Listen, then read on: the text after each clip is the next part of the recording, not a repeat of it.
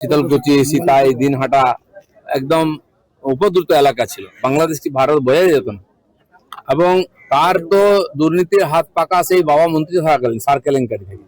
তো দুর্নীতি, হিংসা সবকিছুর চ্যাম্পিয়ন। এত বছর কি করে জেলের বাইরে থাকলো, এটাই চিন্তার বিষয়। ঠিক জায়গায় পৌঁছে গেছে।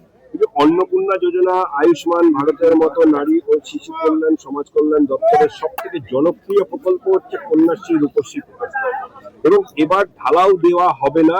তাহলে আগের সরকার কি ভোট রাজনীতি করতে গিয়ে কোনো মাপকাঠি কোনো ঢালাও নাই, সবকিছু একটা উদ্দেশ্য আছে যেটা লিখিত সেইভাবেই হবে। 3.5 লক্ষ লোক লক্ষ্মী ভান্ডার পাচ্ছিল এখন পর্যন্ত, পুরুষ। এই ধরনের সব জায়গায় নিজের লোকেদের খাইয়ে দেওয়ার চেষ্টা হয়, সরকারি টাকা লুট হয়েছে, কোনো উন্নয়ন হয়নি।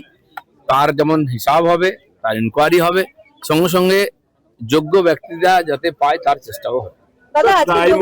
ট্রাইব্যুনালে 24 লক্ষ নাম বিচারাধীন, পরে দিনে 20 থেকে 25টি নামের নিষ্পত্তি হচ্ছে।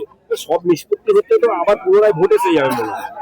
দেখা যায় যেভাবে জাস্টিসদের বাইরে থেকে নিয়ে এসে করিয়েছিল ইলেকশন কমিশন, আবার কোন একটা অভিযান নিয়ে সেভাবেই করতে হবে, কারণ বহু লোক বিভিন্ন সেবা থেকে বঞ্চিত হয়ে যাবেন না হলে। যোগে সবাই অংশগ্রহণ করুন। সুস্থ শরীর, সুস্থ মন, সুস্থ সমাজের জন্য যোগের প্রয়োজন আছে।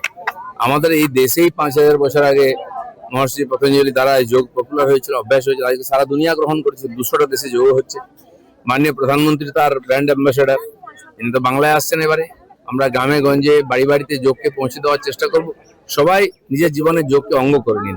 দাদা, তিলোত্তমা কাণ্ডে পানিহাটির প্রাক্তন বিধায়ককে 2 দফায় জিজ্ঞাসাবাদ করলো সিবিআই, এবং শ্মশানের পাট্টা নিয়ে জিজ্ঞাসা করা হয়েছে।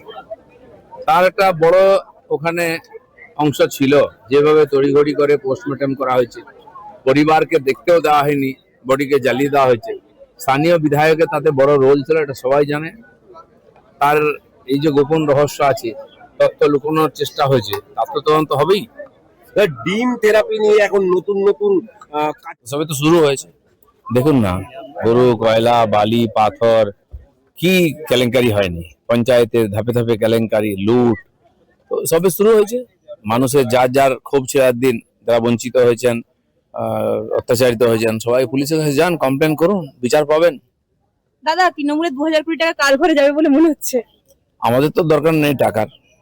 তাদের যারা টাকা কামিয়েছে, কে বলছে কার গার্লফ্রেন্ড টাকা নিয়ে চলে গেছে, কার জামাই টাকা নিয়ে চলে গেছে, এখন তারা বুঝবে হিসাব। বিভিন্ন জায়গায় খুব ইলিগাল কনস্ট্রাকশন তৈরি হয়েছে তৃণমূলের টোটাল সময় জুড়ে, এবং সেগুলো কি মানে লিগালাইজ করা হবে বা বুলডোজার চালানো হবে? লিগালাইজ হয়েছে কি? প্রথম দিন থেকে বুলডোজার নেমেছে আর মাফিয়ার বাড়িতে নেমেছে। সেটা হবে, সব ধীরে ধীরে হিসাব হবে। মানুষের জায়গা মানুষ ফেরত পাবে। তৃণমূলের যে নতুন দলটিতে গেল সব বিদ্রোহীরা, সেই দলে যে পুরনো কর্মকর্তা তারা অস্তিত্বের সংকটে ভুগছেন। তারা নিয়েছেন কেন? হাইজ্যাক করেছেন।